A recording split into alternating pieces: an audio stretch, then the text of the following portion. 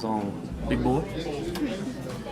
All right, we're good? All right, good morning. Let's call the Rankin County Board of Supervisors meeting June 13, 2022 to order. We'll start with Mr. Slay. I was going to look for Mr. Word, but I don't see him anywhere. But Mr. Slay, if you would lead us in an opening prayer to get us started. Let's pray. Father, on this occasion, we want to express joy. Father, we want to express thanksgiving to you for how you bless us so abundantly, how you give us a community, Lord, that is so impactful in the lives of the folks who live here, a school system, Father, that we should really be thankful for and acknowledge that you bless us with it, and leadership, Lord, that guides us, gives us direction, helps us to know the difference between right and wrong, how to make good decisions, how to stay away from bad decisions. What a blessing all of that is, Father. We celebrate today because you have given us victory. Father, we stand before you amazed at how you bless us even though we don't deserve it. And you give us things, Lord, that we don't deserve. And so our hearts are full and we thank you and we have much gratitude to you for doing that for us. And for these men who sacrifice their time, Father, sometimes they sacrifice careers so that they might serve their community. Help them today to have wisdom, discernment, to know what are the right decisions to make so that everyone in our community benefits. And Lord, give us today an opportunity to serve our fellow man. Help us to be active, to look for ways that we can help others. We pray all of this in Jesus' name. Great, thank you, Mr. Slade. We'll go into item number 3 under public comments and recognition, and it sure is a bright eye on my behalf to see this crew standing here in front of us today.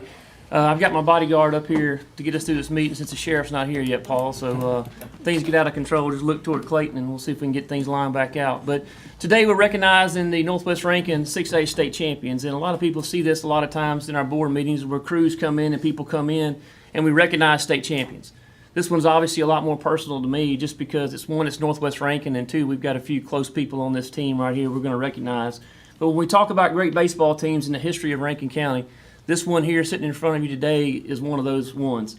They'll tie the all-time winningest record in school history. They'll put 11 college seniors in the next level to play baseball from that side. You know, the NCAA reported there's 482,000 high school baseball players in the United States, 482,000. And only 7% of those will go to the next level. We've got a whole pile of crew of guys right here that will go to the next level and play.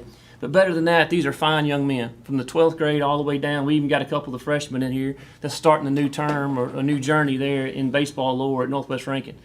I went to Northwest Rankin and started in 1982, so I hate to put dates and times on things, and was fortunate enough at one time to play for a state championship and lost. So right there in the Coliseum, we got beat pretty good right there at the very end. And people don't really understand and realize, and you don't understand it right now, how hard it is to finally seal the deal and win a state championship. Of all the baseball teams and programs across the state of Mississippi and across through Northwest Rankin's history, only 2 of them have won a state championship. You think of all the great players that's come through there. Mr. Slay, our board attorney, is going to read the resolution here, and he's a Brandon baseball guy, so we're going to he's going to be gentle with us when he comes in. But we're going to recognize you guys and tell you how proud we are. You'll look back at this day and this time frame and realize the special moment, the special bond these guys have. For most of my life, since I guess Lane was about 6 or 7 years old, this senior class I've been a part of. And it's been a blessing to see out there and sweat and work and watch you guys play. I'm going to talk to the senior class for just a second. There's no finer group of men anywhere in the state of Mississippi. You've held the number 1 rank for the entire year. Baseball America this morning had you at the top 5 team in the country. I'm thinking about that just for a second. Top 5 team in the country is in this room today. So we're proud of that. So I can't tell you how proud of you guys I am. The coaching staff right here with Coach Purvis, Coach Bennett, Coach Alders, Coach Douglas, Coach Poole, Coach Topic. I can't tell you how much we appreciate the way and the love that you put toward our boys and our young men. Developing them and their success has been a strong part. You've been a strong part of that molding of them. So we can't tell you how much we appreciate that on the same side. So, Mr. Slay, if you would, I'm going to let you read a resolution to the state champion team. I got a little nervous back in the Brandon game because we were in Washington together doing some stuff, and all I could hear about was Brandon's going to upset Northwest. Brandon's going to upset Northwest. And the worst part about that was not that Northwest would lose, but I had to bring Brandon in here and recognize them for the 6A state championship. So I do love the people at Brandon. Miss Wanda, I know. She's got a son that played at Brandon and is now playing in college, a pitcher.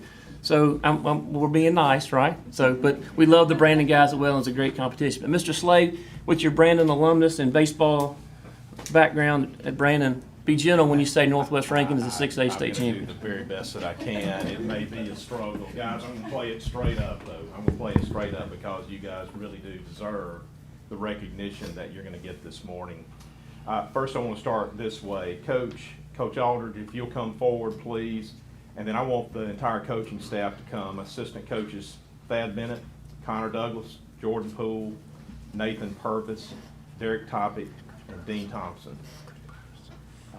This is your coaching staff right here, guys. They deserve a ton of credit for getting a team to play as a team and consistently throughout the year and to achieve what you guys have achieved. And so I know that you guys appreciate the fact that we are recognizing them right out of the box for leading and guiding and helping you guys get to where you are. The folks that are encircling you here deserve a ton of credit. Your parents who have been behind you, supporting you, encouraging you throughout your athletic career. And for some of you guys, you're right at the start. And so as you think about the recognition that we're going to go through today, you think about these folks who are encircling you here today, you can be proud of the fact that they love you and they want the best for you, and you guys have reciprocated. You've come home with an incredible victory. So I'm going to read this resolution. At some point, I'm going to get to the point where I call out your names individually. And if I butcher your name, you need to play it like you're getting a signal from the coach in the third base box. Do not tip that you know something different, all right? You just pretend as if I got it just right. I don't want to see it on your face. I don't want to hear anything. I want you to play it straight up. So if I butcher your name, just come straight on up here and get in line. You ready? Here we go. Whereas the Northwest Rankin High School baseball team won the 2022 Mississippi High School Athletic Association Class 6A Baseball State Championship by taking 2 of 3 games from DeSoto Central in the state championship playoff series at Trustmark Park in Pearl, Mississippi. And whereas the 2022 Northwest Rankin High School baseball team was undefeated in district play, won 24 games in a row during the season, finished the season with 34 wins against only 3 losses, defeated Brandon High School to take the South State Championship, and finished the year ranked number 1 in Mississippi and number 5 nationally. Whereas the members of the 2022 Northwest Rankin High School baseball team are seniors: Bryce Ainsworth, come forward; Connor Brooks; Christian Cameron; Lane Cross; Ryan Herbison; Josh Kennedy; Mason McCallum; play it straight; Nick Monaster; Evan Rogers; Brady Thomas; Chris Tillman; Sam Watley. Juniors: Austin Allen, Christian Baglione, Chase Brown, Langston Cotton, Powell Ingram, Curry Jones, Tucker Jones, Cruz Lloyd, Peyton Manning, Sam Monaster, Dawson Munson-May, Luke Robinson, Ross Simmons, TJ Sims. Sophomores, Andrew Bonds, Kayla Brooks, Amzie Cochran, Trey Davidson, Charlie Gordon, Magnum Henderson, Bryson Jones, Dylan Lewis, Calvin Robinson, Nash Sturdivant, here we go, Aiden Tuura, did I get that right? That's right. Wes White, and Blake Young, freshman Gabe Hodges, Sam Oakley, Chase Peoples, our manager is Nicholas Thompson. I don't know if Nicholas came. Gentlemen, we always try to do this when we do these resolutions. I make it a point to ask the coaching staff and the administration to let me know, how did these guys do academically? And I always preface that by saying, if the GPA is not noteworthy, we don't need to know. We'll just move on and not put that in the resolution. So I'm pleased to tell you that we have a noteworthy GPA to put in a resolution today. Listen to this. Whereas the most important team statistic compiled by the Northwest Rankin High School baseball team is the team's combined grade point average, which stands at 3.7 out of 4. Congratulations,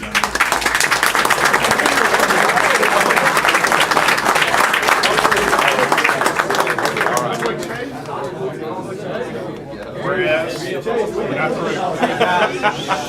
Hang on, guys. Whereas, the Cougars are led by head coach K.K. Aldridge. Assistant coaches are Thad Bennett, Connor Douglas, Jordan Poole, Nathan Purvis, Derek Topic, and Dean Thompson. The faculty, staff, and administration of Northwest Rankin High School are to be commended for their outstanding commitment to both academic and athletic success. Therefore, it is resolved by the Board of Supervisors that we commend and congratulate the members of the Northwest Rankin High School baseball team, the coaching staff, and the administrative leadership for their championship 2022 season. On behalf of all citizens of Rankin County, we extend our best wishes for continued success on and off the field. Gentlemen, this resolution is signed today, the 13th of June, 2022. It's signed by each of the supervisors and is signed by our Chancery Clerk, Mr. Swales. We want to say, again, on behalf of all citizens of Rankin County, how proud we are of your accomplishments, but even more so, how proud we are of your academic record and for how you stand faithful and true as young men in Rankin County. We're very proud of you.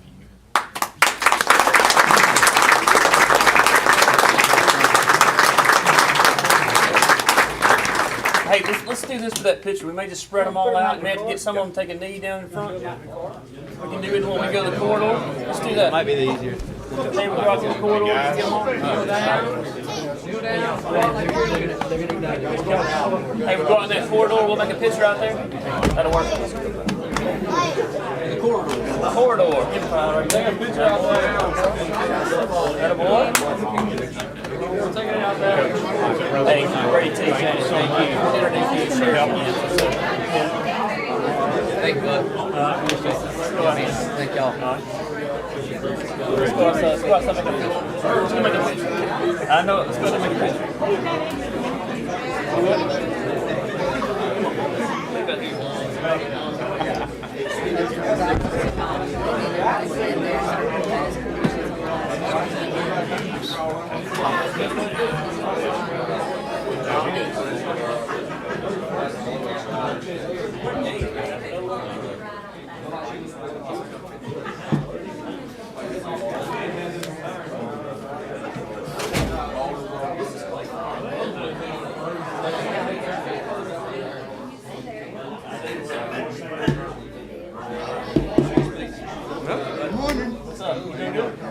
How you doing this morning? Good.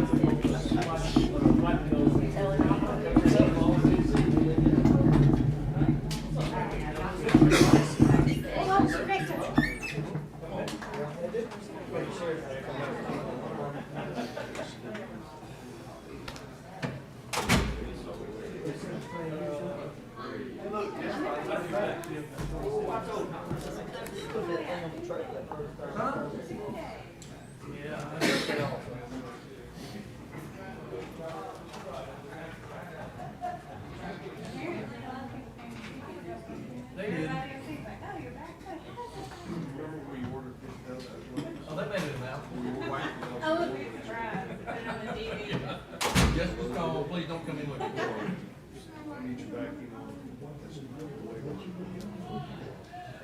Well, right by you, You're just gonna have to send 2 files out. Oh, I believe you. 2 files, 1 I didn't know what was going on. Probably had to make me nervous. You know, when I see 4 of y'all I in was here. gonna ask you, is there a way? I'll hear y'all fearless leader, he'll reckon y'all all showed up, he left. I'm here representing both sides. We got some, 2 weeks, the other guy said. Yeah. Oh, he's food. Yeah. He's got the first load. We're going He's already got the unloads. So he's waiting for Baker to send him the information. He said, we're gonna be late. It's gonna be late. Everything set up. Oh, They all been set up. You get back.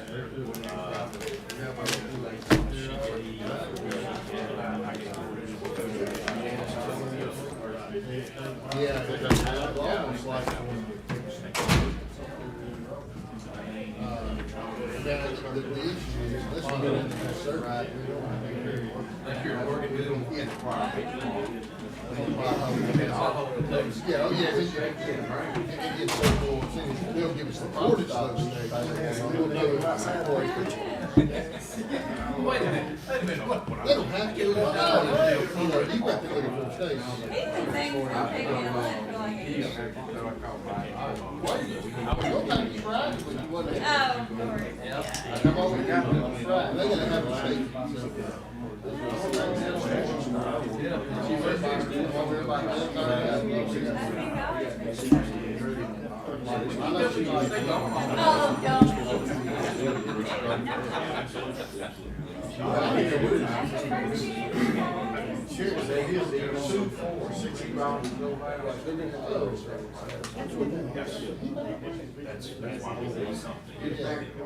Yeah.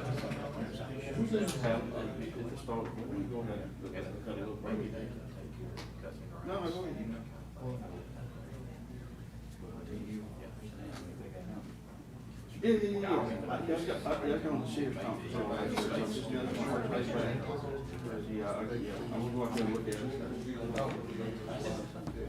It was good. Sometimes I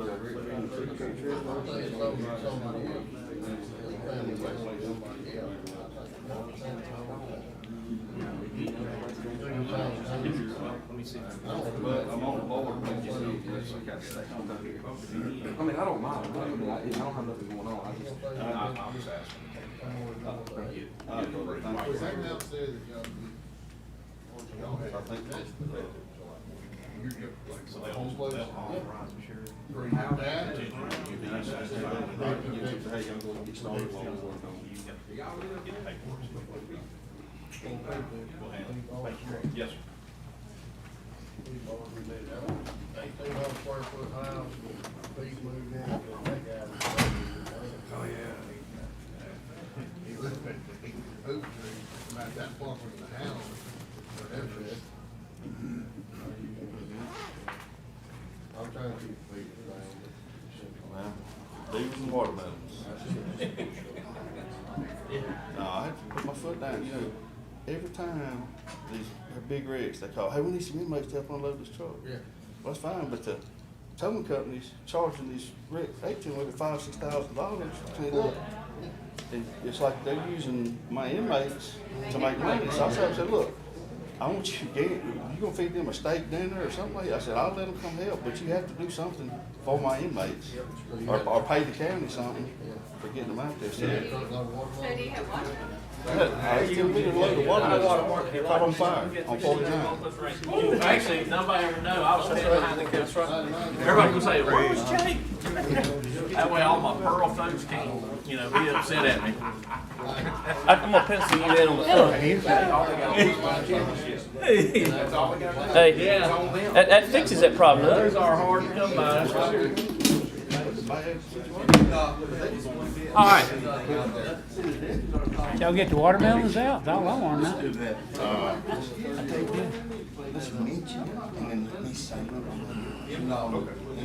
Hey, did you get the watermelons?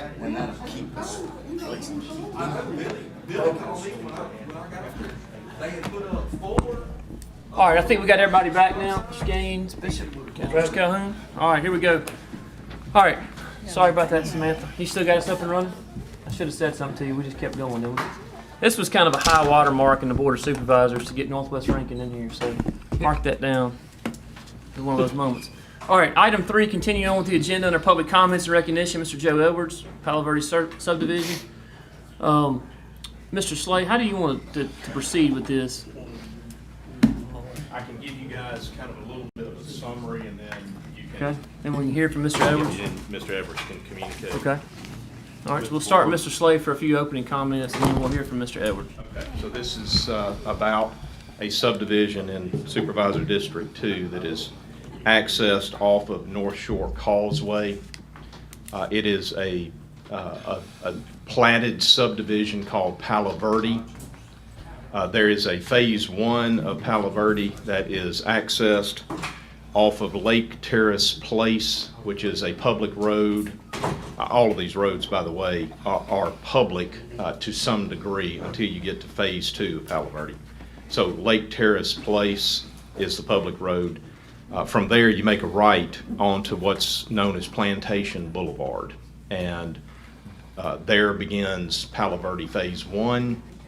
And there are probably a dozen or so lots in Phase 1 that are accessed by Plantation Boulevard and then by other roads that come off of Plantation and form cul-de-sacs. The way that Palo Verde Phase 1 was initially planned, the Plantation Boulevard would be ultimately extended and you would reach Palo Verde Phase 2. And that is what we're here today to talk about primarily, is Palo Verde Phase 2. That is a platted subdivision phase that is an extension or expansion of Palo Verde Phase 1. It's accessed by Plantation Boulevard and by 2 roads known as Del Rio Drive and Durango Drive that then come off of Plantation Boulevard in Phase 2. Some lots in Palo Verde Phase 2 have been developed. Many of the lots in Palo Verde Phase 2 have not been developed. And so today we are talking to the board about a proposal put forward by the subdivision developer to amend Palo Verde Phase 2 plat to provide for additional development. And so the developer approached Mr. Parker and Mr. Harrison about his plan and inquired about the process. And so we had an internal discussion about what needed to be done given some of the facts and circumstances that are associated with Palo Verde, the subdivision. What you need to know, and what I hope to recall to your attention, is that within the past couple of years, we've had some issues and some challenges out at Palo Verde, both in Phase 1 and Phase 2, some real significant issues. And they are the result of some development activity that has gone on out there and has caused significant damage to the road, Plantation Boulevard primarily, and then some of the other associated roads have also been impacted. And it's construction traffic that has done it. And what we've discovered is that, and I probably should have said this initially, the development of Palo Verde goes back a ways, probably 20 years or more. So this is an older subdivision development that has not developed in the normal course. It's taken significantly longer to develop out than your typical subdivision development would. And so back when Palo Verde Phase 1 was brought online, it was at a point in time when there wasn't as robust or aggressive ordinances in place from a development standpoint to provide for the appropriate level of developing what would ultimately end up being the public streets to be able to account for the construction traffic. And so what we've seen is because those roads were not properly developed to begin with, they're not able to handle the construction traffic that is now attempting to use those streets, and they start coming apart and they start tearing up. Y'all may remember that there was a situation where one builder had contracted out with a dirt hauler to bring in dirt for a pad. Oh, this is that one where the Yes, sir. road fell apart. Yes, sir. It absolutely came apart. And so the board got involved, and for the purposes of the public road in Palo Verde Phase 1, which we've accepted, we called a halt to that development activity until we could address how badly that the road had been damaged and probably would continue to be damaged. Craig, And so we were, real quick, on the phases out there, was the finished asphalt layer put on any of these phases? Yeah, so- Or was it just the first? to a degree, Brad, I'll defer to the road manager and to the consulting engineer to tell me for sure. But my suspicion is that none of the roads that we're talking about here, once you leave Lake Terrace, none of the roads that we're talking about out there were developed to a standard that really is acceptable for the amount of construction traffic that we're talking about. Whether we got a wearing surface on Phase 1 or not, I don't know. We don't know. It doesn't appear that that Phase 1 or Phase 2, either one, will meet our standard in the current situation that they're in. They're not going to meet our standard. Clearly and assuredly, as it relates to Palo Verde Phase 2, those streets are still the developer's responsibility, and they have not been conformed to the county's development standard. Palo Verde What are we Phase 2. talking about today?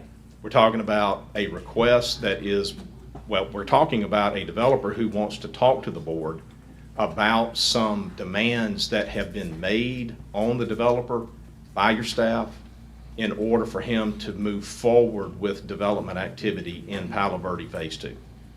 We put demands on him. I want to walk you through the demands because you need to understand where we're coming from and why. So if you'll give me just a second, I'm going to go back to my, I'm going to have to read it off my phone. Give me just a second. Basically, Jay, what he's doing, he's trying to create another development, sell some more lots on that back end, but before we go through the approval process of allowing other things to be built and developed and added on, we've got to get the Phase 2 first fixed, because it's got to get through Phase 2 to get through Phase 3. Right now, what's happening to us is, So is there an entrance into Phase 2 that you It's don't have just to go a- through Phase 1? No, sir. I thought it was a Not back that's there. entrance on this thing. I don't think it's been used, well, they're not using it now, so all But the it could be dump, I don't know if it can be or not, I hadn't gone that far on seeing it. Right now is, what happened to us originally was, there's one or two different lots that was built and developed, and all the dump trucks, concrete trucks destroyed the roads. We had a bunch of cars get damaged, and I'm talking about destroyed, remember, Yeah, all that right. full deal. Same situation happened again last week, so Oh. there's, came back in, roads been tore up again, after we've gone through and pieced that back together. Problem is, there's a Phase 1, there's a Phase 2 section of it to get to the Phase 3 side of it. Right. So but what Mr. Slade is going to read you is the things that we want to have done in Phase 2 before we proceed to Phase 3. If not, it's just going to keep, So as the road is tearing up, is it in Phase 2 also? yeah, Mike, and then I think So they'll, Phase 1, what are we gonna do about Phase 1? Well, let me address that because it's in what we put in writing to the developer, Okay. and I'll be able to explain it, I think, as we move through the requirements.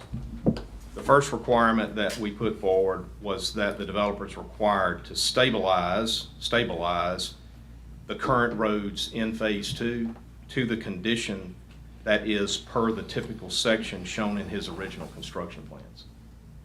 We actually want him to build the roads that are currently in Phase 2 to what his engineer told us they would be built. Okay? That hasn't been done. So we want that done. And it needs to be satisfactory to a point where it is prepared at that point to then receive the final wearing surface when it's appropriate for the wearing surface to be installed. Okay? Every developer that we work with, that is the plan, that is the program that we use. Your engineer provides a typical section for all of the roads that will become public. You are to construct those to meet those requirements, and then at that point, we will work with you and tell you when it's appropriate to put the wearing surface on. And then it's at that point, Jay, that we end up with a quality product that we can accept for public maintenance.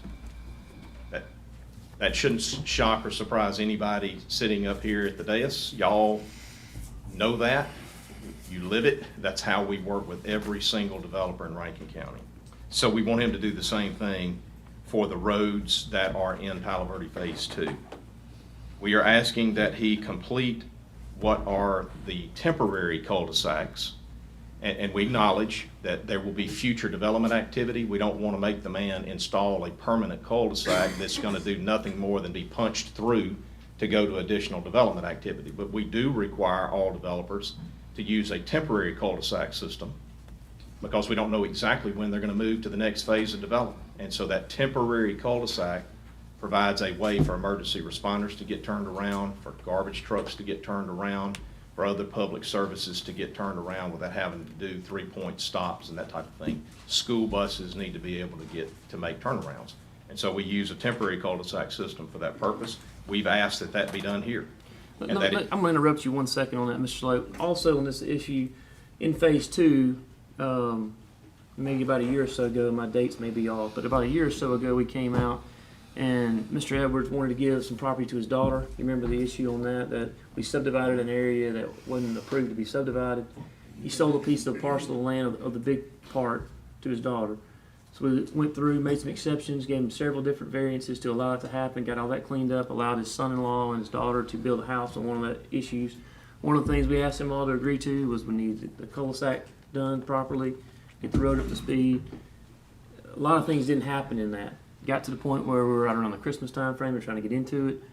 We also made some exceptions to allow them to get moved in, release their occupancy, everything else. Basically what Mr. Slade's going through is the stuff that we've asked them to do, Mr. Edwards being the developer, needs to be done in order to move on before it. So, Mr. Slade, I'll let you finish up. I want to catch Jay up on that one spot, Brad, Yes. so you understand what's happening. I remember all of it. Yeah. Third thing we asked was that we be provided with an acceptable letter of credit issued by a bank having offices in Rankin County in an amount to be calculated by Mr. Edwards, the developer's engineer, conforming to our requirements in our development ordinance. The letter of credit will provide full security to the county for installation of the wearing surface on Palo Verde Phase 2. That's one of the primary reasons we have letters of credit, to make sure the wearing surface ultimately gets installed. But there are other requirements that we have here on this letter of credit. It'll also provide protection to Rankin County for damage caused by construction traffic to Palo Verde Phase 1. And that's what you were asking, Jay. We would use a letter of credit that would provide collateral to the county. And we would ask the developer then, instead of us going and calling that letter of credit and fixing damage to Phase 1, we put the burden on the developer to watch and police the construction traffic where it's crossing a currently existing and accepted for maintenance public road. We've done this on a number of occasions. I don't want to call out anybody unnecessarily, but we have developers that work with us where there is no other alternative other than to come across public roads to continue construction traffic. They will accommodate the county's requirements with no questions. They'll give us a 2-year warranty on the wearing surface for what is currently public that they're having to cross with construction traffic. They will provide a letter of credit that would protect against any damage to our public road while additional construction traffic is crossing it. So we do that routinely. We haven't asked for anything different than what we normally ask for here, which is to protect the citizens, the taxpaying citizens of Rankin County, if we're going to provide a construction access across a public road. Okay? And so that's what we've asked for, an appropriate letter of credit. I've already addressed the fact that we want the developer to be responsible for monitoring the construction traffic. There's a way to protect the roads, even substandard roads. There's a way to protect them. You don't let completely loaded dump trucks use them. So you make your dump trucks go at 50% or 60% of capacity, and you keep them to about 10 miles per hour. If you do those two things right there, you will cure a lot of the separation and the damage that we're seeing even in substandard roads. You can protect them. So there's a way to do it, and we're asking the developer to be responsible to police that.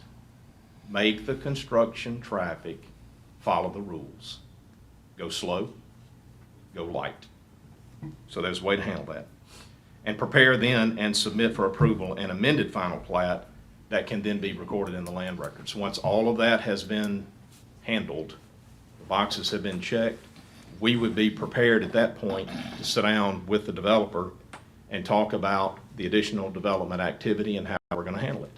Okay. So I think the developer wants to talk to the board about these requirements. All right, thank you, Mr. Slay. Mr. Edwards?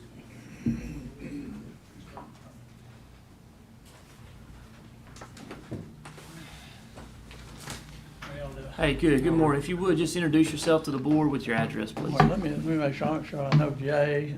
Yeah, so it's know Jay who Bishop, Steve Supervisor is, Jay and Bishop, you're Steve Daniel. Gaines, Okay. Brad Calhoun. And then, okay. All right, well, first of all, I'm not really used to one-on-one conversations instead of standing up in front of a bunch of people, so I'm probably a little nervous. So I may jump around here and there and skip over here and skip over there. So just bear with me. Anytime you want to stop me and ask me a question, I'm fine with answering that. But I don't really know where to start other than just to say that I did this, it was either in 2006 or 2007.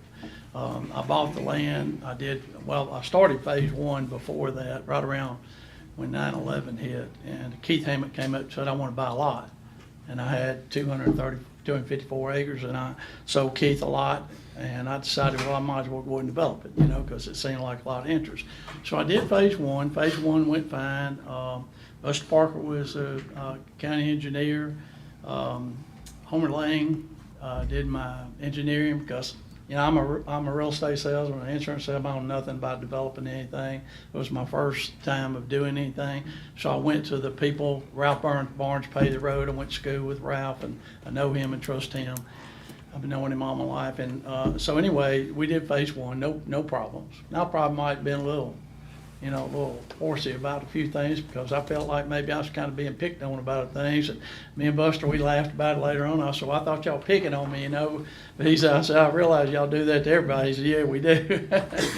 So anyway, we got through phase one fine. And I put a 3,000 square foot minimum on my subdivision because I wanted nice big houses, nice things. As a matter of fact, I don't know anything out on North Shore that has a higher square foot limit than what we had on it. So, and I built my house there. I had really good neighbors. Everything went fine on phase one. So phase two, I got Mac offered to do my engineering. And we went in and we sat down with Buster and everybody, and we went through the whole process of meeting and, about what my intentions were in developing part two, gave them a plat and everything. It was approved. They told us what we had to do to the road, how to build the roads. And Matt can verify, if y'all need to speak to him, and that we did exactly like Buster Parker told us we needed to do. So we built the roads. There's a lot being said about the roads, but the roads were built exactly like we were told to build it. Now, if they said 4 inches base, I wasn't going to go in there and put 6 inches and say, hey, I built them better because I wanted them to be better. And, I did what was required, just like anybody would do. And Matt can verify Matt, you can verify that you and Buster Walk and proofread the roads and everything in there. So they were fully accepted.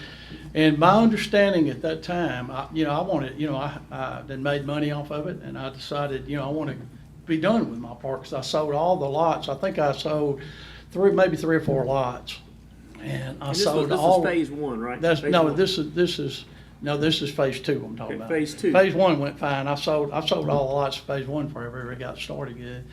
And, sold them all myself.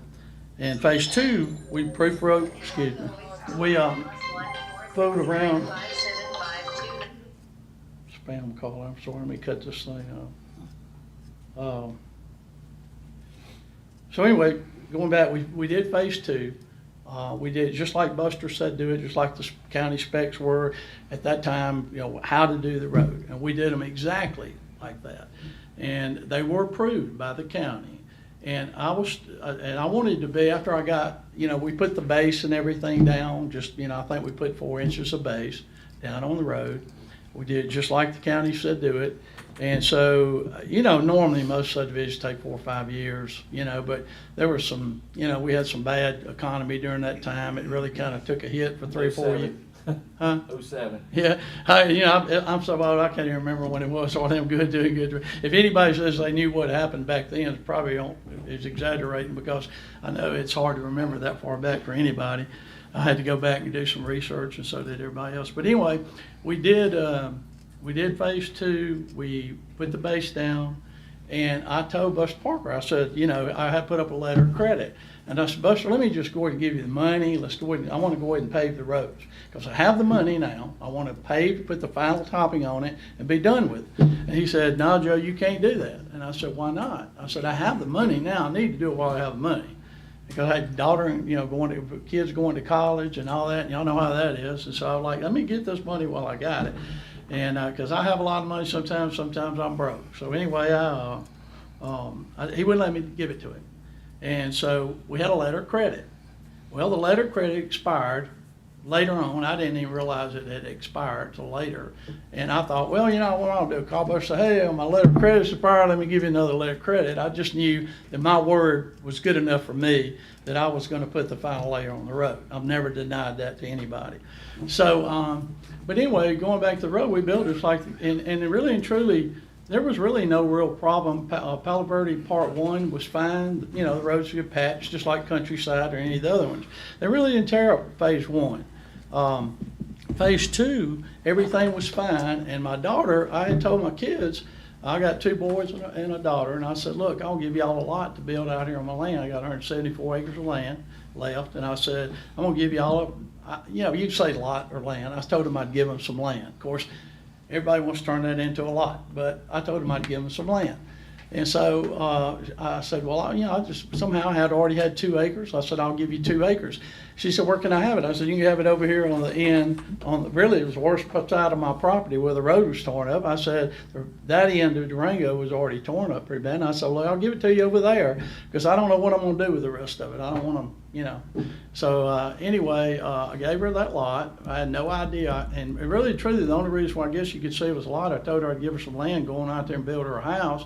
But they were going to get a loan on it, so the bank required them to have a survey of it. So we got a survey for 2 acres that we're going to put up for collateral. She was going to put up for collateral. So at that time, in the meantime, I had already had a deed of trust on Plantation, which was next to part. This lot for her was not in Part 2. I have 40 acres on that side, and it adjoined the road. And of course, I gave her the place over there, the road, so she'd have a nice road. I didn't want her to go out on Church Road. I gave her a lot over there where she could go out on Del Rio and be part of, coming in through Plantation. You're gonna build a $700,000 house. I wanted her to have a nice way to get in. And so that's why we put it over there. And lose my train of thought now. So I gave her the lot, not even have any idea that I couldn't give my daughter a lot, that I was violating the code. I didn't read all the things y'all passed since 2006, and I hadn't developed anything, so I had no need to really read anything. And so couldn't find out I had violated the ordinance, okay? And I found that out from Tim. I said, look, I'm sorry, I didn't know it, or I would have done it, you know? How simple can that be? Come say, I want to give my daughter some of my land. I don't think that would be disapproved in any circumstance. But, and then the other lot What's on the the other side. violation, Renee? He subdivided it. Multiple.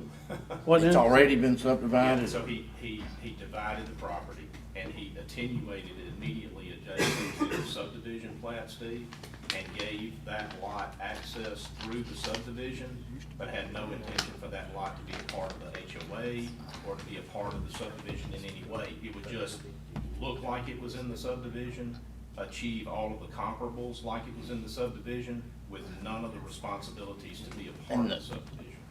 His entrance to, I mean, access for the house would have been, Just like it was another subdivision lot, exactly like it was another subdivision lot. This is part one. so you didn't have any access to Church Road down there. Mr. Edwards could have. He I have owns land in property. front on Church Road over there.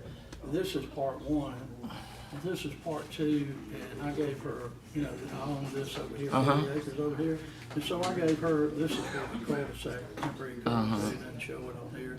But this is what we recorded, but anyway, I gave her this 2 acres right here. So she could go down here, go out this way, Yeah. you know. I understand. And everything, and y'all would have done the same thing, that a daughter, you're gonna give her a nice way to get to her house and not spend that much money. And we corrected it for you, right? We got you all set, Yeah, allowed it to I'm happen, not right? complaining, Okay. I'm not complaining, I'm just trying to tell you, you know what's going on. But anyway. You understand though, that's your daughter and I understand and it got corrected, but on the same thing, what if somebody comes in and says, well, he did it with his daughter? There's a lady that works with my wife over at the chicken place in Pelahatchie, and she really needs a place, and I've got that 2 acres and there's no restriction, let's put that trailer over there for her. Things change. But it all got started because, you know, I mean, so I do see why you'd have the regulations and things. Okay. But, you know, it is on the state houses, so I can't go over and put a trailer, I can't go over and Well- put something. I probably couldn't even go over and build a 1,000 square foot house, you know, because this is on the state. You could until you got caught. Yeah, and And that's what happened. so I wasn't trying to pull anything, and, you know, stick her over there and make her part of anything. Matter of Right, fact, I understand. I've got grandkids and I wanted them to have a pony. You can't have a pony in Palo Verde unless you're on an outside lot. So my grandkids, I'm against that. No, I'm not part of that at all. oh yeah, I grew up riding horses and everything, and I want them to have a horse. My kid had horses. I developed that subdivision, and everybody had go-karts and four-wheelers and horses and everything else. That's why they want to move out there. We're not quite that strict. But anyway, I wanted them to be able to enjoy it and ride the four-wheelers, stuff like that. So that's why I put her over there. But anyway. All right, Mr. Edwards, take me to the new phase. Take me to the new phase if you can. Okay, Just- all right. I I just got, want to explain one other thing. Okay. Down on Plantation, I did, you know, I had a deed of trust on a lot down there to Bank Plus. I sold that lot there, okay? And that was done in 2016. I think y'all passed, if I've read right, y'all passed the ordinance in 2017. So that was actually already, you know, surveyed out, and it already been a recorded deed of trust here at the courthouse for that lot. So I don't know if I violated that, and I don't know if you consider that a violation or not. But then, I was just sitting there, and I've had this land a long time, and I just felt like,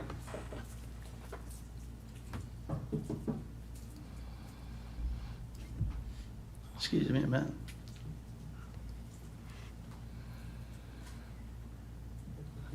I just felt like, you know, when it was time to me to do it, I'm sorry about that. I just felt like when the Lord got ready for me to develop this, I'd know it. And so I really hadn't done anything else. I had 2 people recently just come to me and say, hey, I'd like to buy a lot. I bought a house down here at the end of Durango, and I'd like to, you know, enlarge my lot. I'd like to have 2 more acres so that I can build me a shop or whatever I want. And I said, okay. I said, well, I really don't want to sell it to you unless, you know, you could sell it later on. I'd like for you, if you got 2 acres and you want 4 now, we could enlarge your lot, but then again, you'd have to sell it as a lot unless you went and got approval. I'd like to go ahead and get the approval up front, so if you ever want to sell it, you can sell your house and keep the other 2 acres, or you could, because I've been in real estate, I try to treat people like I'd want to be treated, so I'd want to be able to sell that other lot. So I said, okay, that was one of the lots I was going to add. I sold it. I'm going to wind up with about $100,000 out of it. I have another friend who wanted to buy a lot from me on the other side of the gate. And originally, when I talked with Tim, I just wanted to get my daughter's lot and the one that I had sold on the other side of the gate that I told you had the deed of trust on it. I was just going to add those 2, and I was told that I had to add them to the plat. Okay, they had to make them part of 2. I didn't even want to make them part 2. I did have deed restrictions on them, and I did make, I made them adhere to the covenants. Okay, but I didn't make them part of part 2. So they had the same restrictions. My daughter's house even had 3,000, square foot minimum and all that. She didn't really want to do quite that much, but she did. But anyway, the other guy came and said, "Hey, I want to buy a lot." I said, okay, so that's another $100,000. So I knew I had to pave the roads, and at the time that I checked on the roads with Ralph Barnes about, 9 months ago maybe, it was $70,000. I said, well, I can pay that and have a little money left over. Me and my wife might be able to go on vacation now and then, and do something for the grandkids. So anyway, I talked to Daniel, and he said, well, have you checked on the price of asphalt lately? And I said, no. He said, I think he's going to find out it's 2 or 3 times what it was. So I called Ralph, and I said, hey, he said, Joe, he said, you're going to be looking at about $130,000, $40,000. He said, it's gone up a lot. And so, I don't have any money. I spend it all on my kids, send them to school, and doing for my family. And anyway, I've got this $200,000 that I've got coming. And since this was in 2006, it's kind of hard. If I'd have known I was getting into a 16-year or 14-year deal, I probably wouldn't have done it, because I'm a man of my word. I do what I say I'm going to do. And I've been in the real estate and insurance business all my life. I don't have any complaints with the real estate department or the insurance department. And my credit score is good, so I must be a pretty decent guy. So I don't go around lying and cheating and stealing and trying to screw over people. But anyway, get back to the point. I'm willing to do whatever I can do to move forward with this. But if I can't sell these 2 lots, I don't have the money to do anything with. So, when I got the letter from Mr. Slay, I just looked at that and said, I can't do that. That's impossible. I can't stand guard on Plantation. I can't stand guard at North Shore. And even if I did, those people aren't paying attention to me. I told Robert Gerentano, I said, look, you're tearing these roads up. You can't, you're going to have to do something. I can't stop him. Other people go, well, this is a county road. I can come in here if I want to. I can't police them. I cannot do it. And neither can I stand out there all day and do that. So the requirements he gave me, in my mind, are impossible. That I've got to warrant everything coming in. Now, I've got a way now that I can get trucks through off of Church Road. I have to clear some trees and make a road to get trucks in there, but I'm willing to do that so that the trucks can come through there, and for future, stuff, and try to stay off of them. Because look, I want the roads to be nice more than y'all do. That's money in my pocket if I can, keep it nice and clean and everything else. I started out that way, but I sold 11 lots to Robert Gerentano, and I'm not going to do like Robert, throw him under the bus like he did me over here at the meeting. But I like Robert. Me and him had a few little words here and there, but I like him okay. And So Shannon Robert Armstrong, followed I like the Shannon. I've been knowing him for a while. But do I approve what they did? No, I don't. I don't approve of it. And I told Shannon to his face, and I told Robert to his face that, hey, I hadn't done anything, and since 2008 out here, and and y'all kind of left me out of it really because it wasn't anything to do to me, but you collected $32,000 from them. I really feel like you should have collected a whole lot more from them. We should have, you're right. Yeah, because Absolutely, because we spent a lot. Shannon, I'll take up with Shannon. Shannon hauled the dirt for both places, and I'd like to show you this real quick. You see this intersection right here? This intersection? Okay, that's the intersection of Plantation, one street's Del Rio, and the other one's Durango. Okay, Durango is on the south side, I believe I got it right. Durango is on the south side. Robert built one house on the corner here, and he built one house down here, you know, close to my daughter's house on this end. And then he built, I don't know, 7 or 8 down here on this end, okay? Now, all this time, the county had been patching and maintaining part 1 and part 2 of the road all the time. And so, I didn't know there was a problem. And it really wasn't a big problem. The roads were patched, they were kind of getting in bad shape, but the only real bad road was the one, is this end. And Robert Garantano built a house there, and he sold it to a guy who had heavy equipment, and he went down there and parked it on the road, and I kept telling him, you're gonna have to move that, you're gonna have to move that. But he never moved, and the roads he tore up the roads to a pretty good degree. Well, my daughter built her house, then here comes the problem. There's really no real problem with anybody in the subdivision, part 1 and part 2 that I knew of. But when my daughter built her house, then Shannon delivered the dirt to this end, to my daughter's house, okay, which was already screwed up. Yeah. And then he delivered dirt to this lot down here. This end of the road never got tore up. It's in good shape right now. And the reason it's not torn up is because the county, every time Robert came in and built the house and tore up the road a little bit, they come in there and patch it. They come in there and patch it. They come in and patch it. And then it got overlaid.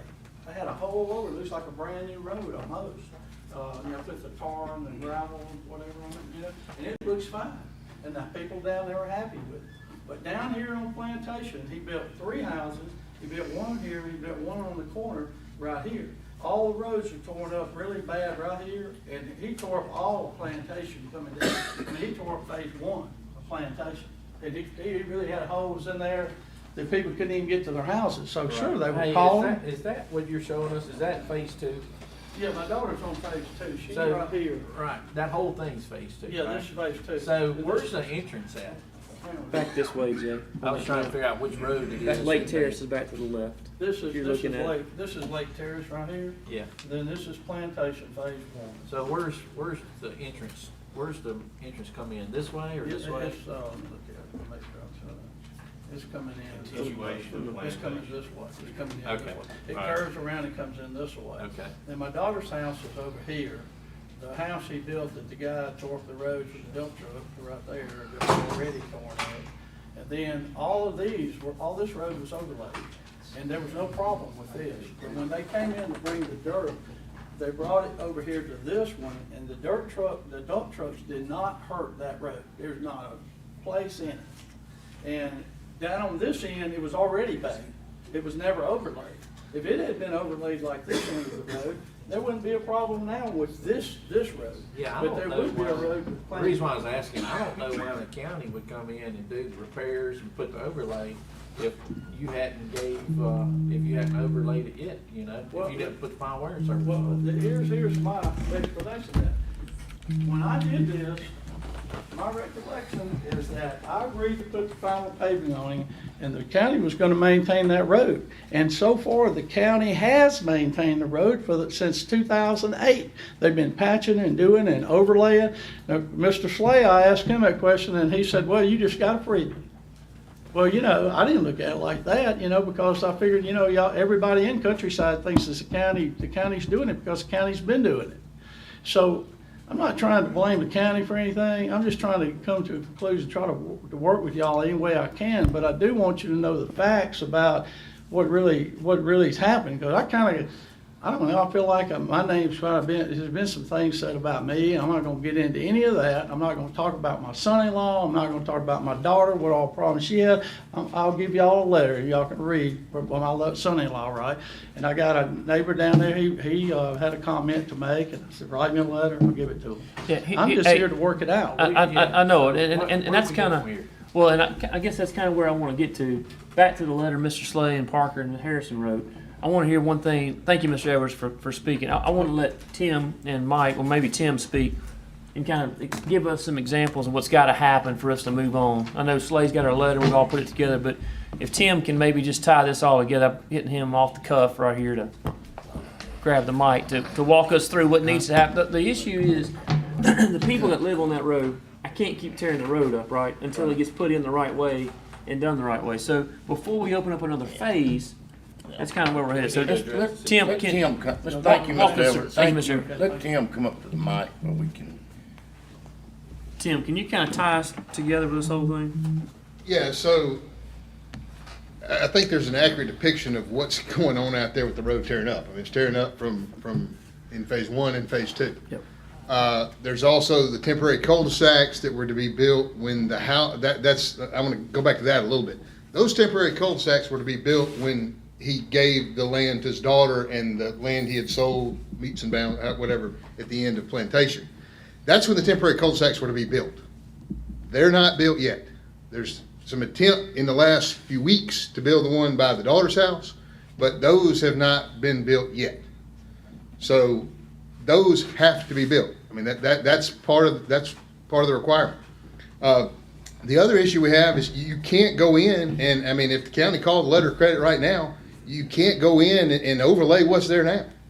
I mean, there's got to be some work done on the roads to get it ready for the final wearing surface. And that's, we'll have to get with a paving contractor, and I mean, it's going to be extensive. I mean, it's not going out there with a box blade leveling it off and putting the final surface down. There's going to have to be some compaction, possibly some treatment. I mean, there's some things that have to be done to make phase two and even back into phase one, but we'll just stick on phase two right now, to get it ready to put the final wearing surface on. And so that's why maybe I shut the door, but the reason I shut the door on any amended plat in the future was we got to button up what's there before we go any further. Correct. And that's where we are. It's not a simple task to call a paving contractor and tell them to come out there and put the final inch and a half, 2 inches of surface on there. Yep. Yeah. So and that's the issue there on phase two, that we've got to get buttoned up before we go to the phase, because once we start selling lots and developing the phase three section of this thing, Right. it's Phase just two's gonna fall apart. again. Again. And look, it fell apart Thursday, and I got lit up all weekend long. Why people can't drive a car, so they're having to go around the road now to get through it. So phase two's got to be fixed. Along, we've got to do some work on phase one. We know that, but phase two's got to be fixed also. Right. So before we open that back up to do another development, we've got to get the existing route in there. Now, if they're going to open up this hall route or a different road through Church Road, the back area of it, outstanding. It makes me extremely happy. I'm glad to hear that. We hadn't done that in the past. Right. But we've got to button up phase two. That's what we've got to get done. So before I'm willing to go on anything on phase three, I've got to have closure to phase two, or have a plan or a letter of credit or something of that nature saying that phase two can be put back up to the standards. Whatever cooperation plan is at, what part's us, what part's them. That's what I've got to have set, because I can't just keep going up and just blowing up the entire neighborhood area with no plan and just say, oh, we'll take care of this, and never happens. I've gone probably 3 times I can think of off the top of my head, to make special exceptions to keep this thing moving, right? To get the daughter in the house, to get everything opened up the right way, get the plat amended, all that kind of stuff like that to make it happen. And I've done just constant good faith stuff. I've got to have closure on this stuff before we go to phase three. That's my thing, and that's what Tim and Mike and Slay have put together to get to phase three side of it. So, Mr. Slay, Yes. Mike, let me ask, So, put a bow around this thing. and I know we're talking about phase two, but phase one won't even hold up to get to phase two. Yeah. I mean, phase one's tore up right now. Fixing to probably spend another $30,000 or $40,000. Yeah, and I don't want to keep dropping taxpayer money over and over and over again when we can get it done right the Because first it time does the not right have a way it does on not the have a subgrade. responsibilities that fall on each party. The county's got responsibility and the developer's got It will responsibility. hold Yes. up. But we're not going to misuse the tax side of it. Right. Jay? So why have we been out there repairing the road in phase two? So Jay, want to touch on that. I can't remember which road it is. It's Del Rio or Durango to your right there that Mr. Joe Edwards was talking about. When I first come to work here 6 years ago, that was in process. Somebody at the county was out there shaping that up, and because it had done come apart, it done turned to nothing but dirt out there. And Mr. George Bobo was here, matter of fact, helping Dale with it. And went in there and set that back up, and they put a chip seal on it. The reason it's held up is because there ain't been no construction down there since that's been done. I think one house has been built down there. But they set up at the end of the road, not knowing that, I think they didn't know, I We think just they didn't thought it realize was through. Jay, they didn't realize that they had left phase one and they are now in phase two. Yeah. It happens. Facts on the ground are difficult, especially for some of our road crews. They're trying to get work done. They were told go out there and get some work done. They got into phase two, probably should not have got into phase two. Hopefully you guys know that I don't use words like freebie. That didn't come out of my mouth. Yep. I probably said you got something you weren't entitled to as a developer. But let me just be real clear about that.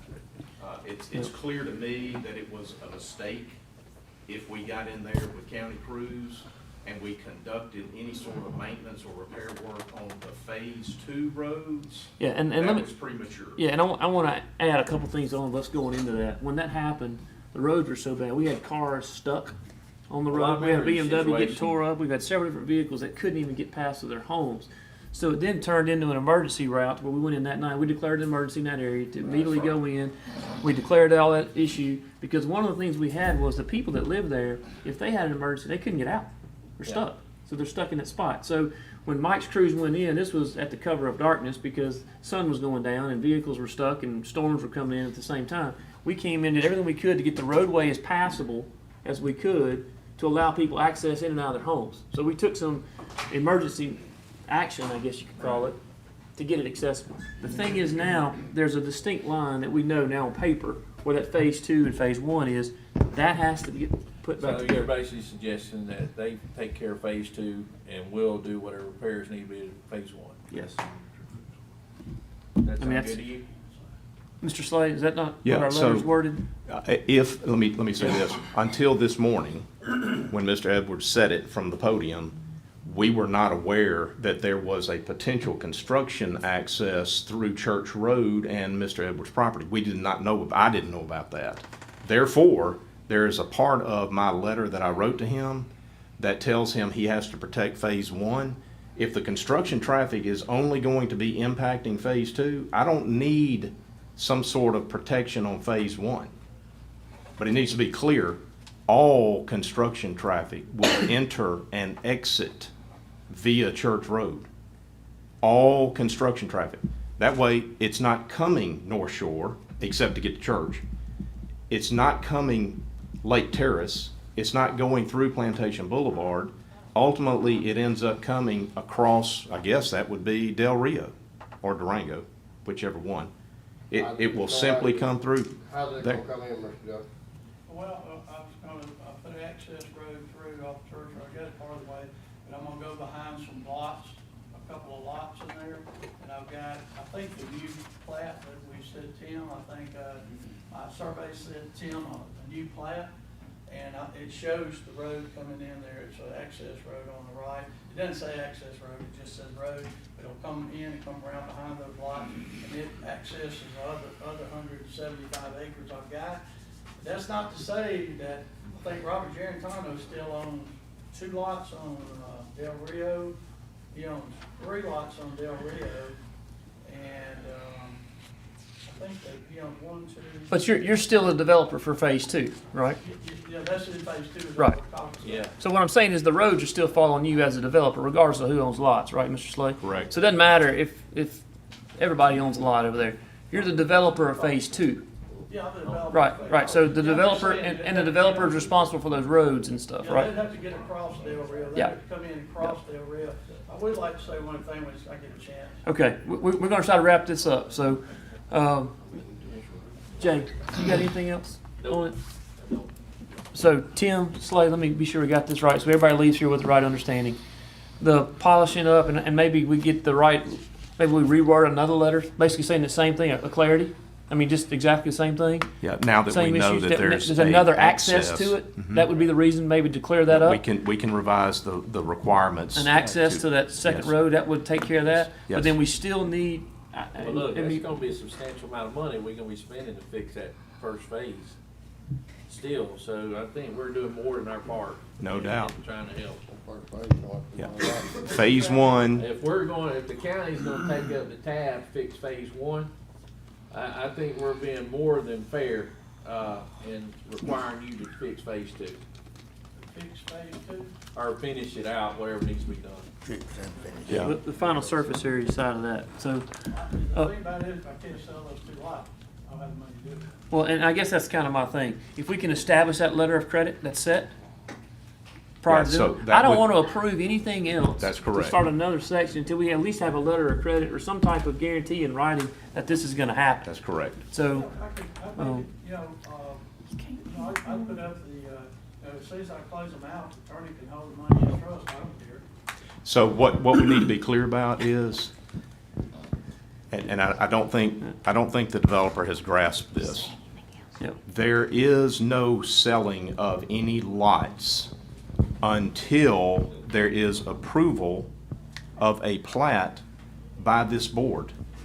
There is no selling of any lots until there is an approval of the plat or an arrangement as it relates to an already approved plat that relates to those roads. Until I have in my hands suitable security and collateral, which would be either a letter of credit or cash. Those two would be suitable. Until I have that in my hands, there will not be a lot sale. Yeah. We don't even have a description of what's being sold, right? Correct. I mean, that's, so the phase 3 hadn't been brought to us. to Yeah, be so approved y'all to are start clear. with. We don't let a lot sale happen so we can then go get collateral. It doesn't work that way. I think y'all sit down. I have a contract contingent upon approval of the plat. I hadn't sold the land, I've just got a contract saying I'm willing to buy it. I'm saying I'm willing to put up the money, all the money I get from it. I mean, I don't know if I can do any Mr. more than Edwards- that, but I can't go and give a Chance, you got the mic. $500,000 letter of credit, you Yeah, know? and Mr. Edwards can take that contract Right. for the sale to a banker Right, and convince the banker to make him a loan that he can then collateralize with us. right. I'm not going to be the bank. I'm not going to take a contingent contract as your collateral. I'm representing this board, and you guys represent the taxpaying citizens of Rankin County. And we do not need to be in the business of subsidizing development. Correct. Bring me a letter of credit, bring me cash that is satisfactory to provide the collateral that we need so that we know that what needs to be done on those streets in phase 2 will get done one way or the other. Okay. Daniel, Yeah, hang on one second, Mr. Parker, and we're gonna wrap this up because we've gone. I just want to be clear on that, we need Mr. Edwards' engineer to tell us how they're going to fix the roads. In phase 2. Right, correct, in phase 2. I can't just get phone calls, can we do this, can we do that? Yeah. I can't do that. You We need to, they need Mr. a Edwards, his plan. engineer, needs to talk to you to Right, get that Mike and I plan can straight. sit down and review the Yep. plan and. All right, so Mr. Edwards, I'm gonna try to put this together in a bow for you right here. One, the phase 3 drawings and the engineers work for phase 2, finishing the roads, needs to be in touch with Mr. Parker. Whoever your engineer is, doesn't matter who it is, have them talk to Mr. Parker on how we're gonna fix the roads in phase 2.